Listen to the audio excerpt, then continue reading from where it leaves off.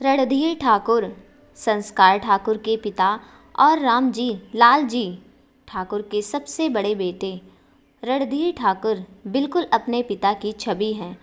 उन्हें अनुशासन में रहना बेहद पसंद है। पूरे घर में अनुशासन उनका ही है। हालांकि उनकी पत्नी बबीता और उनके छोटे भाई की पत्नी रजनी घर में अपनी चलाने की पूरी कोशिश करती हैं और चलाती भी हैं, जो उन्हें अच्छा तो नहीं लगता, लेकिन घर के हर मामले में वह दखल भी नहीं देना चाहते। इसलिए उन दोनों को अपने मन की करने देते हैं, लेकिन फिर भी उनके हर काम पर उनकी पूरी नज़र बनी रहती है और घर के बड़े बड़े फैसले आज भी रणधीर ठाकुर ही लेते हैं और उनके लिए फैसलों के आगे बोलने की किसी में कोई हिम्मत नहीं है। बबीता ठाकुर संस्कार की माँ और रणधीर ठाकुर की पत्नी, उनका स्वभाव बहुत ही ज़्यादा तेज है। वह कहने को तो शारदा जी की सबसे बड़ी बहू थी, लेकिन बड़प्पन नाम की उनमें कोई चीज़ नहीं है। उनके लिए बड़प्पन का मतलब है सारे घर की भाग दौड़ उनके हाथ में होना और उनकी बात को बिना कुछ कहे घर में हर कोई मान ले। लेकिन ऐसा तो तब होता ना जब उनकी बात जायज़ होती और सबके हित में होती, लेकिन उनकी अधिकतर बातें तो स्वार्थ से भरी होती थी। इसलिए जिस तरह का बड़प्पन वह चाहती थी वह उन्हें कभी नहीं मिला ही नहीं। उन्हें सिर्फ अपनी ही बात अच्छी लगती है। वह सबका मान सम्मान तो करती हैं, लेकिन सिर्फ ऊपरी तौर पर। गरीब और गरीबों दोनों से उन्हें सख्त नफरत है। उन्हें एक चीज़ से सख्त नफरत है, वह है होशियारपुर गांव और उस गांव में रहने वाले लोग, क्योंकि उन्हीं की वजह से उनकी ज़िंदगी की बहुत बड़ी खुशियां उनसे छीन ली गई थी। उनकी इस घर में सबसे ज़्यादा कर किसी से पटती है तो उनकी अपनी देवरानी से, क्योंकि उसका स्वभाव भी इन्हीं के जैसा है। बबीता और रणधीर जी का एक और बेटा है जिसका नाम है साहिल और जिसकी उम्र महज 21 साल है। आप सोचेंगे कि साहिल और संस्कार की उम्र में इतना ज़्यादा फ़र्क क्यों है, तो यह आपको कहानी के बीच में पता चल जाएगा। यह तो थी संस्कार की फैमिली। अब मिलते हैं समय की फैमिली से।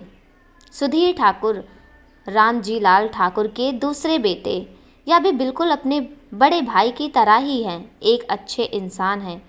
अगर रणधीर जी राम हैं तो यह इस परिवार के लक्ष्मण हैं, जिनके लिए अपने भाई की कही हुई बात पत्थर की लकीर है।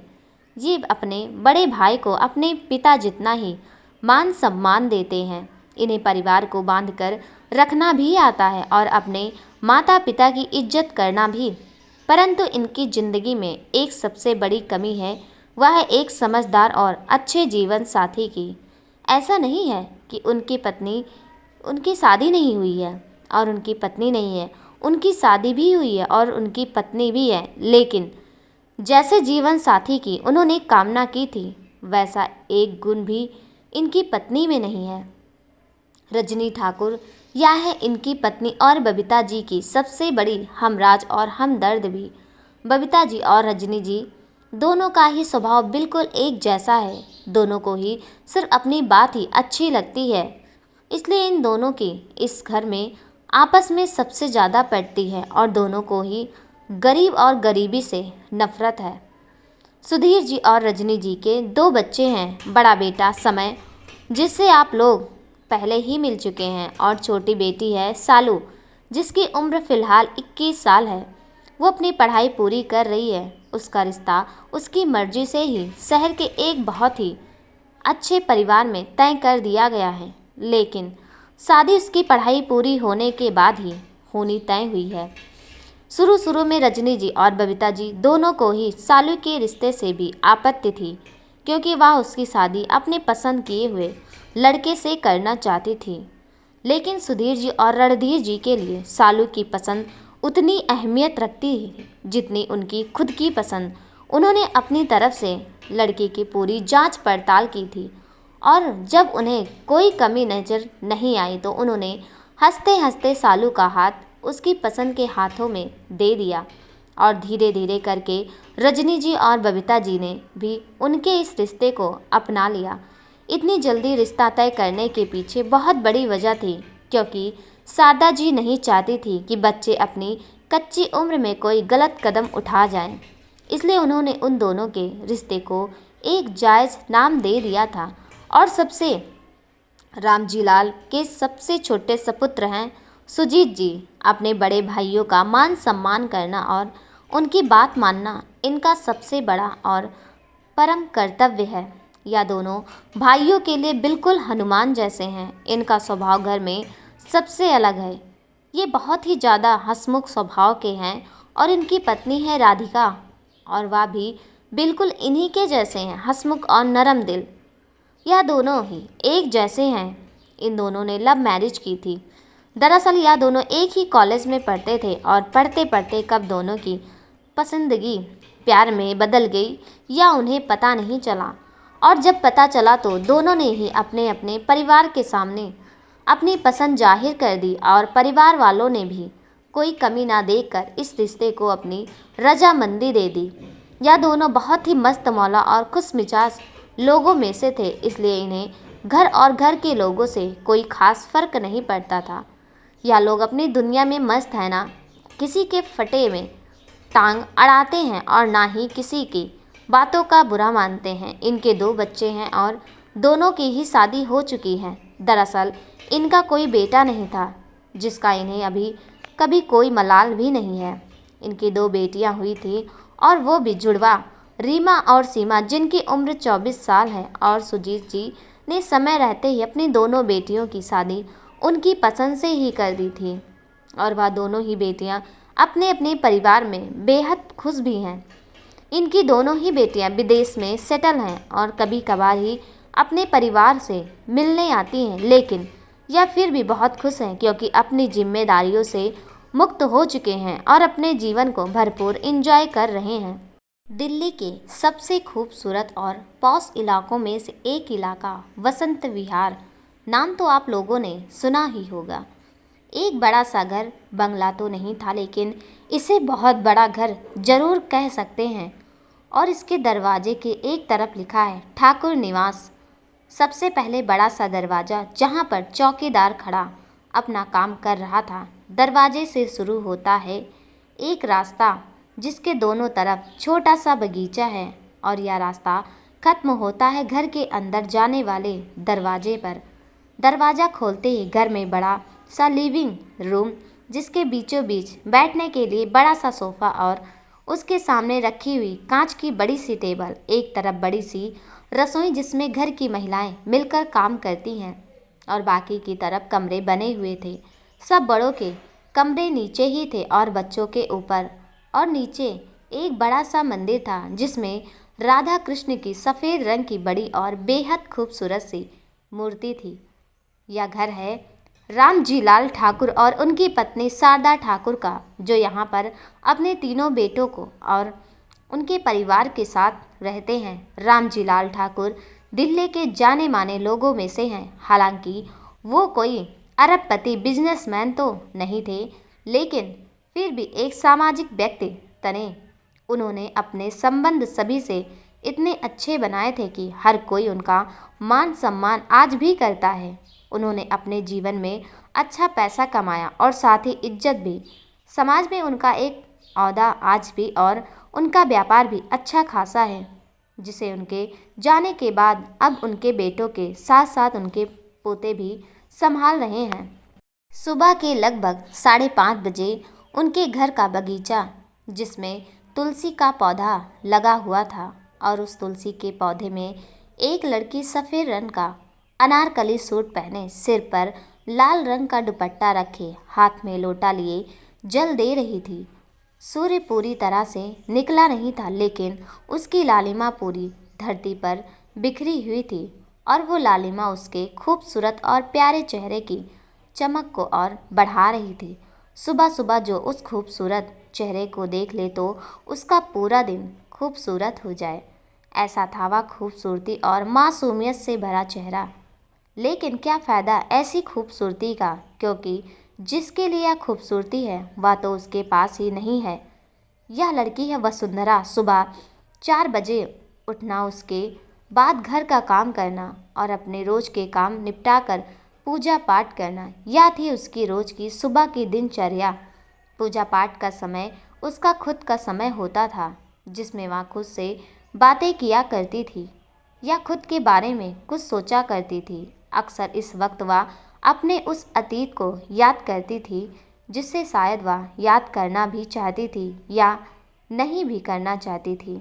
जल देने के बाद उसने वह लोटा नीचे किया और फिर अपने दोनों हाथों को जोड़कर सूर्य को नमस्कार करके गार्डन में रखी हुई एक टेबल पर अपनी पूजा की थाली रखकर वहीं पड़ी हुई कुर्सी पर बैठ गई और सोचने लगी कैसे उसकी ज़िंदगी क्या से क्या हो गई है। फ्लैशबैक। आज से 4 साल पहले रणधीर जी अपने साथ में 2 लड़कियों और उनके कुछ सामान को लिए हुए अपने इसी घर में दाखिल हुए। वह जैसे उन लड़कियों को लेकर अंदर आए, बबीता जी और रजनी जी की त्योरियां चढ़ गई। वैसे तो दोनों को ही समझ नहीं आ रहा था कि यह दोनों लड़कियां कौन हैं, लेकिन उनकी नज़रें उन दोनों लड़कियों पर ही टिकी थी। वह दोनों उन दोनों लड़कियों को ऐसे देख रही थी जैसे किसी कूड़े के ढेर को देख रही हों। रजनी जी और बबीता जी कुछ देर तो उन दोनों को देखती रहीं, फिर एक दूसरे को देखने लगी, लेकिन दोनों ने एक दूसरे को देखकर अपने कंधे उचका दिए, जैसे कह रही हो कि वो नहीं जानती कि ये दोनों कौन हैं। लेकिन फिर बबीता जी ने उन दोनों लड़कियों को अपने दिमाग से निकाला और उन्हें पूरी तरह से इग्नोर करते हुए रणधीर जी के पास आई और बोली, आप कहाँ चले गए थे? पूरे 1 हफ्ता हो गया है आपको घर से गए हुए। ना आपने मुझे फ़ोन करके बताना ज़रूरी समझा और ना ही किसी और को कुछ बताकर गए और ना ही मेरा फ़ोन उठाया। बबीता जी ने ना तो उनसे पानी पूछा, ना ही उनके हाल चाल, बस आते ही उन पर सवालों की छड़ी लगा दी, जो कि रणधीर जी इस वक्त बेहद नागवार गुजर रहा था। लेकिन रणधीर जी को अब तक उनके ऐसे व्यवहार की आदत हो चुकी थी, इसलिए उन्होंने कोई गौर नहीं किया और बोले, तुमसे किसने कहा बबीता कि मैं किसी को बताकर नहीं गया था? माँ और बाबा दोनों को पता था कि मैं कहाँ गया हूँ और किस काम से गया हूँ। अगर तुम उन दोनों से पूछ लेती तो तुम्हें इतनी परेशानी नहीं होती, लेकिन तुम तो उनसे बात भी नहीं करना चाहती हो। कुछ पूछना तो दूर की बात रही। बबीता जी को उनकी बात सुनकर कुछ शर्मिंदगी तो महसूस हुई, लेकिन वह शर्मिंदगी एक पल में ही गायब हो गई और अपनी आदत अनुसार वो रणधीर जी से बोली, ऐसी बिल्कुल भी नहीं है जैसा आप सोच रहे हैं। आपको तो हमेशा हर बात में मेरी ही गलती नज़र आती है, पर शायद जानते नहीं हैं कि अगर मैं उनसे कुछ पूछती तो भी वो मुझे नहीं बताती। लेकिन छोड़िए, अभी मुझे उनके बारे में कोई बात नहीं करनी है। पहले मुझे यह बताइए कि आप थे कहाँ और यह दोनों लड़कियाँ कौन हैं और आप इन दोनों लड़कियों को लेकर हमारे घर में क्यों आए हैं? रणधीर जी आकर सोफे पर बैठ गए और उन दोनों लड़कियों से बोले, अरे बेटा, तुम दोनों वहाँ क्यों खड़ी हो? आओ मेरे पास और यहाँ आकर बैठो। रणधीर जी की बात सुनकर बबीता जी मुंह खोलकर उन्हें देखने लगी, क्योंकि उन्हें रणधीर जी की बात इस वक्त नागवार गुजर रही थी, लेकिन वह रणधीर जी को कुछ कह भी नहीं सकती थी, इसलिए चुप रही और बस घूरकर उन दोनों लड़कियों को देखती रही। उन दोनों लड़कियों को भी समझ आ रहा था कि बबीता जी को उन दोनों का यहाँ आना पसंद नहीं आया, लेकिन इस वक्त उनकी मजबूरी थी कि वह कहीं और जा भी नहीं सकती थी। तो उन्होंने एक नज़र बबीता जी को देखकर दूसरी नज़र रणधीर जी पर डाली, तो रणधीर जी ने दोबारा से उन्हें इशारा करके अपने पास बुलाया, तो वह दोनों लड़कियां उनके पास जाकर खड़ी हो गई। बबीता जी उनके सामने वाले सोफे पर बैठ गई और उन दोनों लड़कियों पर घृणात्मक दृष्टि डालते हुए रणधीर जी से बोली, मैंने आपसे कुछ पूछा है, आप मेरी बातों का जवाब क्यों नहीं दे रहे हैं? रणधीर जी थोड़ा सा झल्लाते हुए बोले, तुम 1 मिनट सांस लेने दोगी बबीता? थोड़ा सा सब्र नहीं कर सकती क्या? मैं तुम्हें सब सच बता ही दूंगा ना। उन दोनों की बातें सुनकर अब तक परिवार के जितने भी लोग घर में मौजूद थे, सब लोग आ चुके थे। घर के सभी बड़े अभी घर में ही थे, बस घर के बच्चे ही यहाँ नहीं थे, क्योंकि कुछ ऑफिस गए थे और कुछ अपने कॉलेज। रणधीर जी ने गहरी सांस ली और बबीता जी की तरफ देखते हुए बोले, मैं होशियारपुर गया था। ये सुनते ही बबीता जी गुस्से से उठ खड़ी हुई और बोली, किसने कहा था आपको उस मनहूस जगह जाने के लिए? क्या आप भूल गए हैं कि हमने उस जगह की वजह से क्या खोया है? जो हमने खोया उसकी कमी हमारी ज़िंदगी में कोई भी पूरा नहीं कर सकता है। मैंने अपनी ज़िंदगी की इतनी बड़ी खुशी उस जगह की वजह से खो दी और अब आप क्या चाहते हैं कि मैं अपनी ज़िंदगी की बची हुई खुशियाँ भी उस जगह और उस जगह के मनहूस लोगों की वजह से खो दूँ? रणधीर जी बबीता जी को शांत करते हुए बोले, ना मैं कुछ भूला हूँ बबीता, और ना ही इस घर के सब लोग कुछ भूले हैं। इसलिए शांत हो जाओ बबीता और मेरी बात शांति से सुनो। राम जी लाल जी ने और शारदा जी ने देखा कि रणधीर जी कुछ ज़्यादा ही परेशान नज़र आ रहे हैं, तो शारदा जी उनके पास आई और रणधीर जी के साथ सर पर हाथ फेरते हुए बोली, क्या बात है बेटा, कुछ ज़्यादा परेशान लग रहे हो? रणधीर जी ने अपनी माँ की तरफ देखा और बोले, माँ मैं सच में बहुत परेशान हूँ। राम जी लाल जी, ऐसा भी क्या हो गया बेटा, साफ साफ कहो, शायद हम तुम्हारी परेशानी का हल निकाल दें। रणधीर जी ने सबको देखा और बोले, आप सबको सुमित्रा याद है?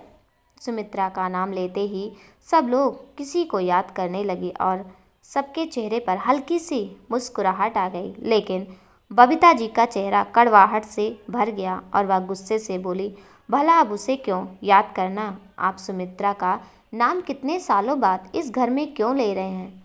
मैं ऐसे लोगों का साया तो दूर, ऐसे लोगों का नाम भी इस घर में लेना बर्दाश्त नहीं कर सकती।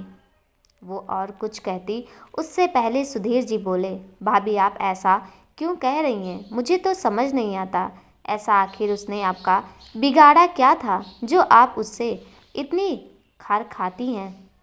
वैसे भी सुमित्रा जी ने आपके साथ कुछ भी गलत किया था, इसलिए आपको उसके बारे में कुछ भी गलत कहने की कोई ज़रूरत नहीं है। बबीता जी ने सुधीर जी को गुस्से से देखा और बोली, हाँ हाँ क्यों नहीं देवर जी, उसने मेरे साथ कुछ गलत नहीं किया, लेकिन आप शायद भूल रहे हैं कि उसने आपका दिल तोड़ा था और इस घर में इज्जत सरेआम नीलाम कर दी थी। वह बेशर्म लड़की जिसने अपने परिवार की इज्जत का भी ख्याल नहीं किया, आपसे रिश्ता तय होने के बाद भी वह आपसे उस फटीचर आशिक के साथ भाग गई। एक बार भी उसे किसी का ख्याल नहीं आया कि उसका यह कदम उठाने के बाद यहाँ क्या होगा। बस वह तो अपनी खुशियाँ ढूंढने के लिए निकल पड़ी, आपको ढेर सारा गम दे के, लेकिन उसके लिए आपके दिल में अभी भी इतनी हमदर्दी है। यह बात मुझे कुछ हजम नहीं हो रही है। कहीं ऐसा तो नहीं कि आज भी वह अपनी बात पूरी करती उससे पहले सुधीर जी बोले, बस कीजिए भाभी, आपको इन सब बातों के अलावा आता ही क्या है? बस हर किसी के चरित्र पर उंगली उठाती रहती हैं आप। बबीता जी, मैंने ऐसा तो कुछ नहीं कहा देवर जी, जो आप इतना उछल रहे हैं। और फिर मैंने कुछ झूठ तो नहीं कहा, सच ही कहा है। अब सच अगर आपको इतना ही कड़वा लगा तो इसमें मैं क्या करूं? फिर रजनी को देखकर कहती है, रजनी अपने पति को काबू में रखो, वरना कहीं ऐसा ना हो कि बुढ़ापे में यह तुम्हारे हाथों से निकल जाए। वैसे तो बबीता जी की बात किसी को भी अच्छी नहीं लगी, लेकिन रणधीर जी को उन पर बहुत गुस्सा आया और वह गुस्से में उनसे बोले, बबीता अपनी हद मत पार करो। शायद तुम भूल गई हो कि तुम किससे और किसके बारे में बात कर रही हो। तुम जिन दो लोगों के चरित्र पर कीचड़ उछाल रही हो, उनमें से एक मेरा सगा भाई है और दूसरे को मैंने अपनी मुंह बोली बहन माना था। सुमित्रा मेरे लिए मेरी छोटी बहन के समान थी। मैं उससे बड़े भाई की तरह बहुत अधिक स्नेह रखता था और वह भी मेरा बहुत सम्मान करती थी। वह एक बहुत ही अच्छी और संस्कारी लड़की थी और इसलिए मैंने खुद अपनी मर्जी से सुधीर का रिश्ता सुमित्रा से तय किया था। लेकिन मुझे नहीं पता था कि सुमित्रा किसी और से प्यार करती है और वह इस शादी के लिए अपने परिवार के दबाव में आकर राजी हुई है। नहीं तो मैं कभी यह रिश्ता होने देता। नहीं होने देता और सुमित्रा की शादी खुद उसकी पसंद से अपने हाथों से करवाता। बबीता जी को रणधीर जी का यूं सुमित्रा जी का पक्ष लेना अच्छा नहीं लगा और वह रणधीर जी से गुस्से से बोली, अपनी मुंह बोली बहन पर इतना प्यार मत बरसाइए, क्योंकि आप दोनों के बीच जो बहन भाई का रिश्ता था वह सिर्फ आपकी तरफ से ही था। उसने तो आपको भी कभी अपना भाई माना ही नहीं था। अगर माना होता तो वह आपसे यह सब सच नहीं छुपाती और ना ही आपके घर की इज्जत को यूं ही ठोकर मार कर चली जाती। अरे उसने तो कभी अपने परिवार को भी अपना नहीं माना तो फिर आपको क्या मानती। लेकिन आपके सिर पर तो उसके नाम का जैसे भूत सवार है। ना कल आपने किसी की बात मानी थी, ना आज मानने वाले हैं। पता नहीं ऐसा क्या काला जादू किया है उसने आप दोनों भाइयों पर कि उसकी मोहब्बत में मर जाता है तो दूसरा अपने घर में ही रही। इस बेवजह की बहस हो देखकर रामजी लाल को बहुत गुस्सा आ गया।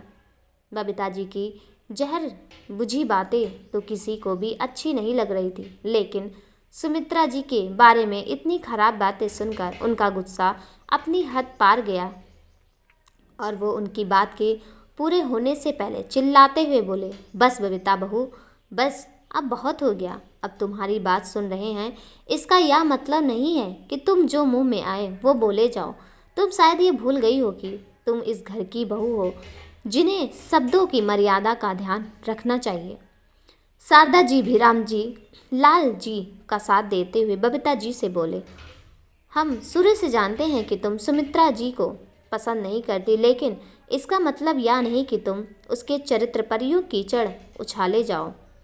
तुमने ना तो कभी सच सुनना सीखा है और ना ही उसे स्वीकार करना। तुम उन्हीं बातों को सच मानती हो जिनको तुम्हारा दिमाग सही कहता है। सुमित्रा हमारे परिवार के लिए क्या थी यह तुम कभी नहीं समझ सकती। राम जी लाल जी हताश के स्वर में बोले, अरे शारदा, यह बातें तुम किसे समझा रही हो जिसे कुछ समझना ही है ही नहीं। और क्या कहा तुमने कि वह हमारी इज्जत को ठुकरा कर चली गई। ऐसा नहीं है, उस बेचारी का क्या कसूर अगर उसने इस दुनिया के बनाए हुए रीति रिवाजों को ना चुनकर अपने प्यार को चुना तो। अगर हम उनकी जगह होते तो हम भी यही करते। अरे हमें तो मालूम ही नहीं था कि उसका परिवार उस पर इतनी ज्यादतियाँ कर रहा है, उस पर शादी का इस हद तक दबाव बना रहा है और उसके परिवार को अपनी बेटी की खुशियों से ज़्यादा प्यारी अपनी झूठी इज्जत है। वरना हम यह रिश्ता लेकर उनके घर कभी नहीं जाते और खुद उसका रिश्ता उस इंसान से करवाते जिससे वो चाहती थी। बबीता जी भी गुस्से से भड़कते हुए बोली, जानती हूँ बाबूजी कि आप उसे अपनी बेटी जैसा मानते थे और उसकी खुशियों की परवाह भी करते थे, लेकिन यह सब कुछ सिर्फ आप लोगों की तरफ से था। अरे अगर उसने आप लोगों को कुछ माना होता तो क्या वह आप लोगों को सच नहीं बताती। शारदा जी बबीता जी को देखते हुए बोली, बिल्कुल सही कह रही हो बहू तुम। गलती तो उसी की है जो उसने हमें सच नहीं बताया। लेकिन एक बात तो हमें बताओ कि अगर तुम उसकी जगह होती तो क्या करती। अगर तुम्हारा परिवार, तुम्हारा अपना खुद का परिवार ही तुम्हारी बात नहीं मान रहा होता तो क्या तुम किसी और परिवार पर भरोसा कर पाती। यह सुनकर बबीता जी को सांप सूंघ गया तो शारदा जी फिर से बोली, नहीं कर पाती। तुम्हारी चुप्पे ने तुम्हारा जवाब दे दिया है। बबीता बहू, दूसरों को गलत ठहराना बहुत आसान होता है, लेकिन जब हम खुद उन्हीं परिस्थितियों में फंसते हैं तब हमें असल में समझ में आता है कि किसी और का लिया हुआ फैसला कितना सही है और कितना गलत। बात करती हो तुम सही गलत की। आज सुमित्रा कैसे करने उन लोगों की इच्छा बुरी सारी यादों को छेड़ दिया था, जिससे उनके दिल में लगे हुए जख्म एक बार फिर से हरे हो गए थे। फिर राम जी लाल जी रणधीर जी की तरफ देखते हुए कहते हैं, मुझे तो समझ नहीं आ रहा रणधीर कि इस घर में आज इतने सालों बाद गड़े मुर्दे क्यों उखाड़े जा रहे हैं। जब हमने सुमित्रा को और उसके पति राजेश से अपने सारे रिश्ते अपने घर में शांति बनाए रखने के लिए उस हादसे के बाद ही खत्म कर दिए थे, तो फिर आज उसकी बातें उठाकर घर में अशांति क्यों फैलाई जा रही है। हम नहीं जानते कि क्या सही है और क्या गलत, और ना ही इस बात का फैसला करना चाहते हैं।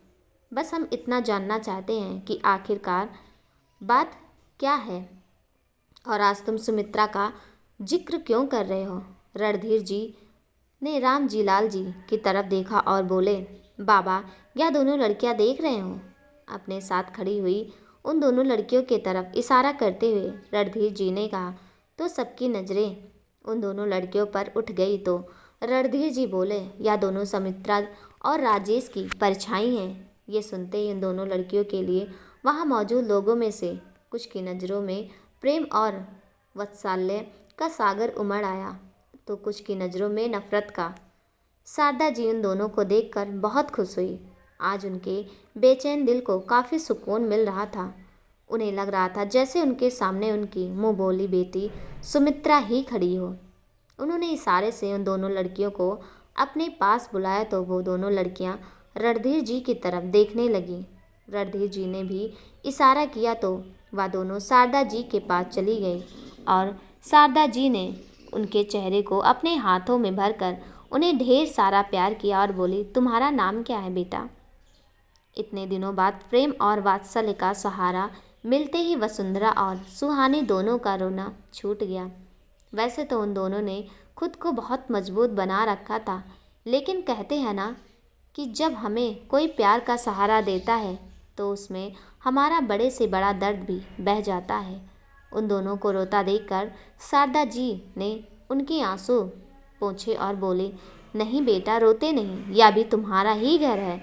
ये सुनकर वसुंधरा का रोना कुछ कम हुआ और वो बहुत धीरे और प्यार से बोली, जी मेरा नाम वसुंधरा है और यह मेरी छोटी बहन है सुहानी। शारदा जी रोते हुए, बहुत ही प्यारे नाम हैं तुम दोनों के। तुम मेरी सुमित्रा की बेटी हो, बहुत प्यारी हो तुम दोनों। जानती हो बेटा, सुमित्रा को बचपन में मैंने अपनी गोद में खिलाया था। वह अपने घर कम और हमारे घर ज़्यादा रहती थी। वह भले ही मेरी सहेली की बेटी थी, लेकिन मैंने उसे हमेशा अपनी बेटी माना था। लेकिन फिर वक्त ने ऐसी करवट ली कि हमारा उससे रिश्ता खत्म हो गया, वरना आज तुम लोग हमसे इतनी दूर और हमारे लिए अजनबी नहीं होते। राम जी लाल ने रणधीर जी की तरफ देखा और बोले, वह बात तो ठीक है रणधीर, लेकिन बेटा तुम इन दोनों को यहाँ क्यों ले आए हो? और सुमित्रा कहाँ है? तुम तो उससे मिलने गए थे ना? और राजेश, वह कहाँ है? इन सब का नाम सुनते ही बबीता जी एक बार फिर से गुस्सा फूट पड़ा और वह चिल्लाते हुए बोले, आप इन दोनों से मिलने गए थे और आपने मुझे बताना भी ज़रूरी नहीं समझा। और जिन लोगों में से सबसे ज़्यादा नफरत करती हूँ, आप उन लोगों का नाम बार बार क्यों ले रहे हैं? ऐसी क्या ज़रूरत आन पड़ी थी आपको जो आप उन लोगों से मिलने गए? और आपने जाने से पहले एक बार भी यह नहीं सोचा कि जब मुझे पता चलेगा तो फिर मुझे कितना बुरा लगेगा? लेकिन आपको मेरी कभी परवाह थी ही नहीं। कहा जो अब करते। रणधीर जी सामान्य भाव से बोले, तुम्हें जो सोचना है वह सोचने के लिए तुम पूरी तरह से स्वतंत्र हो बबीता, और यह परवाह और प्यार का राग अपलापन बंद करो, क्योंकि तुम्हें किसकी कितनी परवाह है और तुम किससे कितना प्यार करती हो या मुझसे ज़्यादा अच्छी तरह तुम खुद जानती हो। बबीता जी फिर से बोली, मेरी गलतियां गिनाने में तो आप कभी पीछे नहीं रहते। आपको ज़रा सा मौका मिलता है और आप मेरी गलतियों का पुलिंदा खोल कर बैठ जाते हैं। माहौल में बहुत ही ज़्यादा गहमा गहमी होने लगी थी। बबीता जी चुप होने का नाम ही नहीं ले रही थी और राम जी लाल जी जानते थे कि बबीता जी इतनी आसानी से चुप होने वाली नहीं है, इसलिए वह बबीता जी पर गुस्सा करते हुए बोले, बहू, शायद तुम इस घर की मान मर्यादा के बारे में बिल्कुल भूल चुकी हो। अभी हम जिंदा हैं और यह घर अभी भी हमारा है। यहाँ पर किसका नाम लिया जाएगा और किसका नहीं, इस बात का फैसला हम करेंगे, तुम नहीं। और तुम अपनी नफ़रत और गुस्से के चलते शायद देख नहीं पा रही हो कि हम दोनों अपने बेटे से बात कर रहे हैं, इसलिए तुम्हारे लिए बेहतर होगा कि तुम हमारे बीच में अब कुछ ना बोलो। और अगर तुमने अब से एक शब्द और कहा ना, तो हम तुम्हें यहाँ से तुम्हारे कमरे में भिजवा देंगे। इसलिए अगर सारी बात जानना चाहती हो तो चुपचाप खड़ी रहो, नहीं तो जाओ अपने कमरे में चली जाओ, और जब तक सारी बातें साफ ना हो जाए तब तक अपने कमरे से बाहर मत निकलना। राम जी लाल जी ने यह बात अपने उसी रौबदार अंदाज में कही थी तो उनकी बात को टालने की हिम्मत भला किसने की जो बबीता जी कुछ कहती। लेकिन अब वो वहाँ पर खड़े ही नहीं रहना चाहती थी, इसलिए वो अपने कमरे में जाने लगी। लेकिन रजनी जी ने जल्दी से आकर उनका हाथ पकड़ लिया और उन्हें रोककर उनके कान में धीरे से बोली, दीदी यह आप क्या कर रही हो? आपके यहाँ रहने या ना रहने से वैसे भी किसी को कोई फ़र्क नहीं पड़ता है। बबीता जी उसकी बात पूरी होने से पहले ही बोली, इसलिए तो मैं यहाँ से जाना चाहती हूँ। जब किसी को कोई पर फ़र्क ही नहीं पड़ रहा है तो मैं यहाँ पर क्यों रुकूँ और क्यों उन लोगों का नाम सुनूँ जिन्हें मैं पसंद ही नहीं करती हूँ। रजनी जी एक बार फिर से उनके कान में बोली, आपकी बात अपनी जगह बिल्कुल सही है भाभी, लेकिन क्या आप नहीं जानना चाहती हैं कि क्या दोनों लड़कियाँ यहाँ क्यों आई हैं? ये सुनकर बबीता जी रजनी जी को देखने लगी तो रजनी जी ने उन्हें इशारे से वहीं रुकने के लिए कहा तो वो मन मार कर वहीं चुपचाप सोफे पर बैठ गई और उन सबकी बातें सुनने लगी।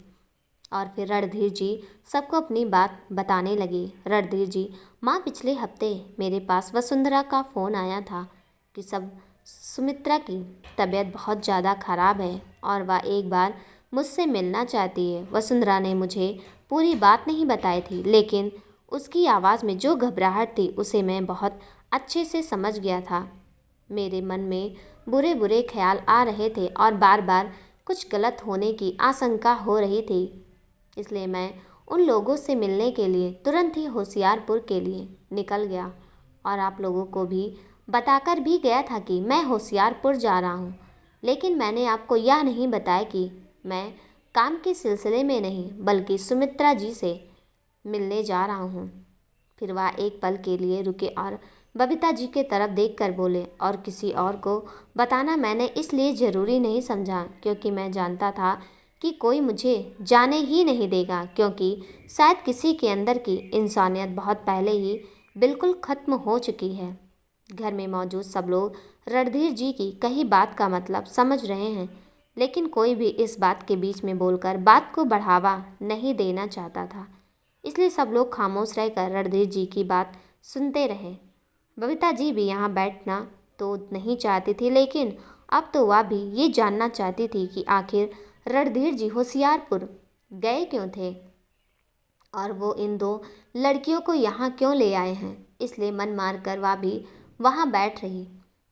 रणधीर जी ने अपने माता पिता की तरफ देखा और अपनी बात कहनी जारी रखी। माँ, जब मैं हॉस्पिटल पहुँचा तो मैंने देखा कि राजेश और सुमित्रा दोनों की हालत बहुत ज़्यादा खराब थी। यह सुनकर सब लोग हैरान रह गए और शारदा जी रोने लगी और बोली, लेकिन वो तुम्हें हॉस्पिटल में क्यों मिले थे और उनकी हालत क्यों ख़राब थी? रणधीर बेटा, ऐसा भी क्या हुआ था उन दोनों के साथ? बोलना बेटा, मेरा दिल बहुत घबरा रहा है।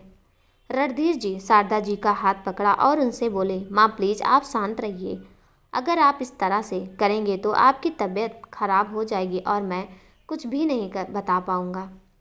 रणधीर जी शारदा जी को शांत रहने के लिए बेशक कह रहे थे, लेकिन अंदर ही अंदर उनकी हालत भी काफ़ी ख़राब थी। जो कुछ भी हो कहना चाहते थे उनमें शब्द का उनका साथ नहीं दे रहा था। उन्हें समझ में नहीं आ रहा था कि वह इतने बड़े हादसे की खबर अपनी माँ और पिता को कैसे दे। बबीता जी जो अपनी आदत से मजबूर थी, वह दोनों के बीच में कूदते हुए बोली, पहले भी उन लोगों की वजह से हमारे घर में बहुत बड़ा तूफान आया था। इस बार उन लोगों का जिक्र हो उससे पहले ही मैं आपको आगाह कर रही हूँ रणधीर कि यही चुप कर जाइए। कहीं ऐसा ना हो कि इस बार यह तूफान आपके अपनों की ज़िंदगी को ही निगल जाए, बिल्कुल पिछली बार की तरह।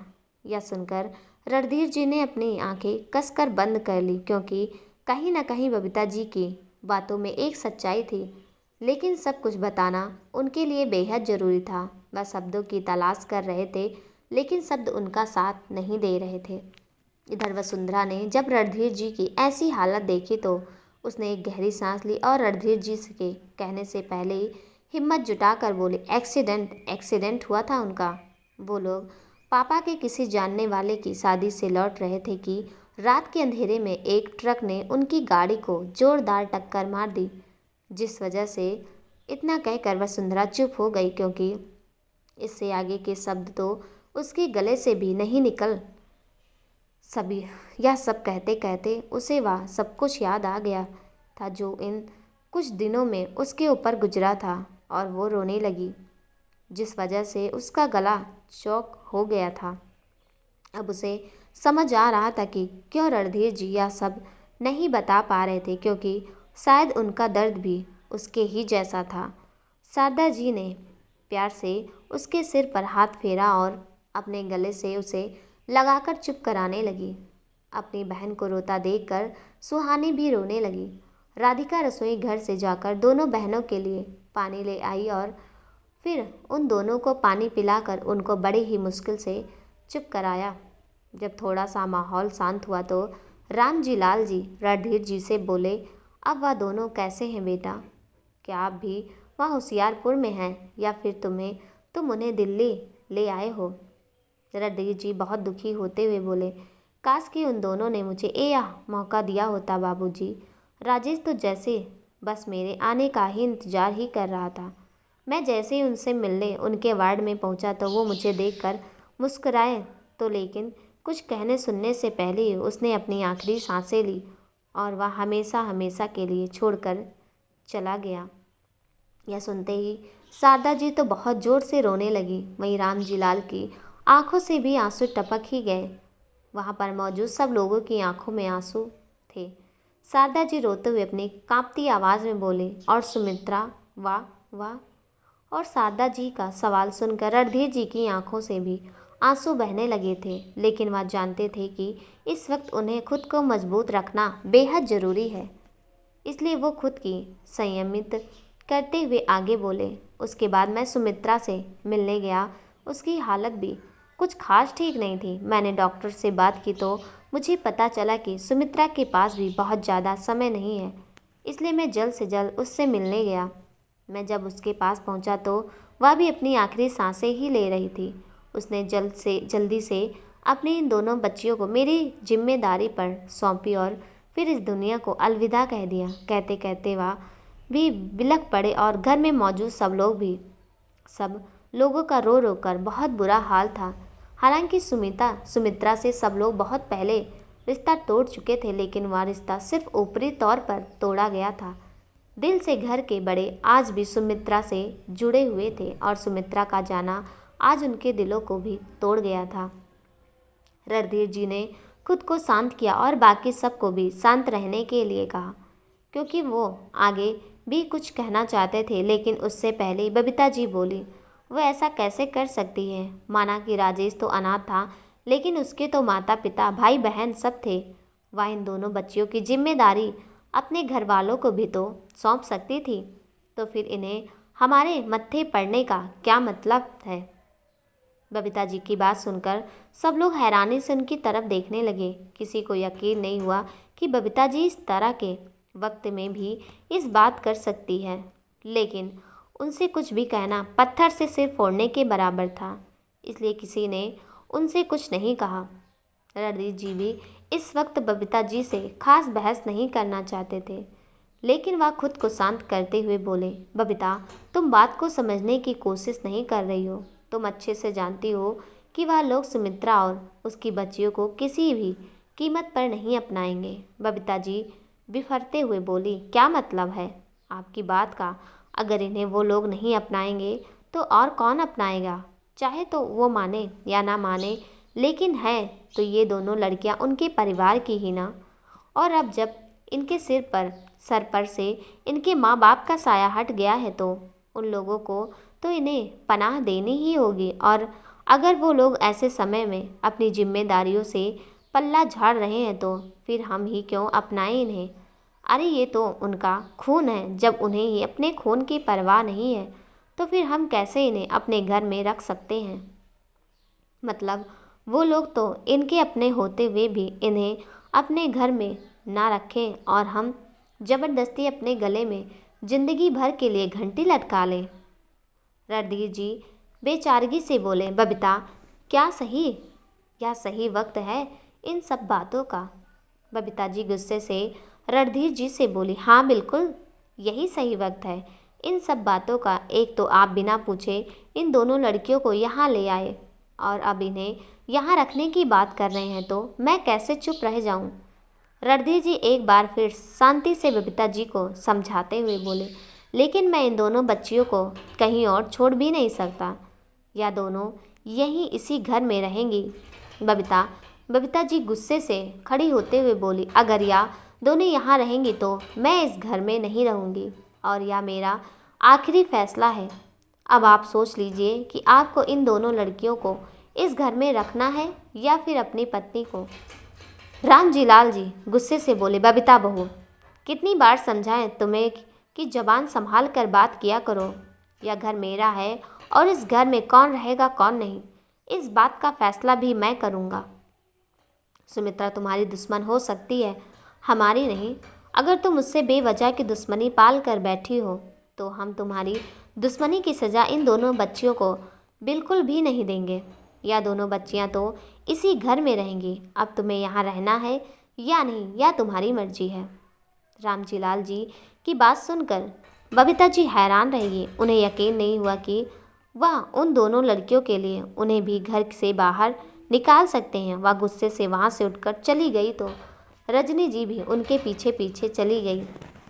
अब वहाँ हॉल में रजनी जी और बबीता जी के अलावा बाकी सब लोग मौजूद थे। किसी को कुछ समझ नहीं आ रहा था, सब लोग खामोश थे। एक तरफ सबको राजेश जी और सुमित्रा जी की आकस्मिक मृत्यु पर बहुत दुख हो रहा था, वहीं दूसरी तरफ उन दोनों बच्चों पर उन सबको बहुत ही ज़्यादा तरस आ रहा था। वसुंधरा बड़े ही धीमे कदमों से चलती हुई रणधीर जी के पास आई और उनके कदमों में बैठते हुए बोली, अंकल जी प्लीज़ मुझे माफ़ कर दीजिए, बहुत छोटी हूँ लेकिन बहुत बड़ी बात कह रही हूँ। वैसे तो मेरे माता पिता ने हमेशा सिखाया कि बड़ों के बीच में बच्चों को नहीं बोलना चाहिए, लेकिन आज मेरा बोलना बहुत ज़रूरी हो गया है, इसलिए कुछ कहने की हिमाकत कह रही हूँ। हम दोनों बहनों की वजह से आपके घर में बेवजह का क्लेश हो रहा है। हमारे माता पिता ने तो हमें खुशियाँ फैलानी सिखाई हैं। अगर हमारी वजह से कहीं पर परेशानी या दुख आएगा तो वह हम लोग बर्दाश्त नहीं कर पाएंगे। मैं या तो नहीं जानती कि आखिर ऐसी कौन सी वजह है जो आंटी हमसे इतनी नफरत करती हैं, लेकिन मुझे यह ज़रूर समझ आ गया है कि हम इस घर में नहीं रह सकते, क्योंकि अगर हम इस घर में रहेंगे तो यह घर टूट जाएगा और हमारे माँ बाप ने के संस्कार मुझे यह इजाज़त कतई नहीं देते कि हम दोनों बहनें किसी घर के टूटने की वजह बने। दोस्तों, मुझे पता है इस कहानी के पहले भाग में आपको कुछ खास समझ नहीं आया होगा, लेकिन आप आगे की कहानी सुनेंगे तो आपको अच्छा भी लगेगा और समझ भी आएगा, क्योंकि ये कहानी बहुत ही दिलचस्प कहानी है। दोस्तों, कहानी का अगला भाग देखने के लिए चैनल पर नए हैं तो चैनल को सब्सक्राइब कर दीजिएगा, साथ में बेल आइकन भी प्रेस कर दीजिएगा ताकि मेरी आने वाली हर वीडियो का नोटिफिकेशन आपको मिल जाए। मेरी इस कहानी को भी बाकी कहानियों की तरह ही अपना प्यार दें। तब तक के लिए नमस्कार।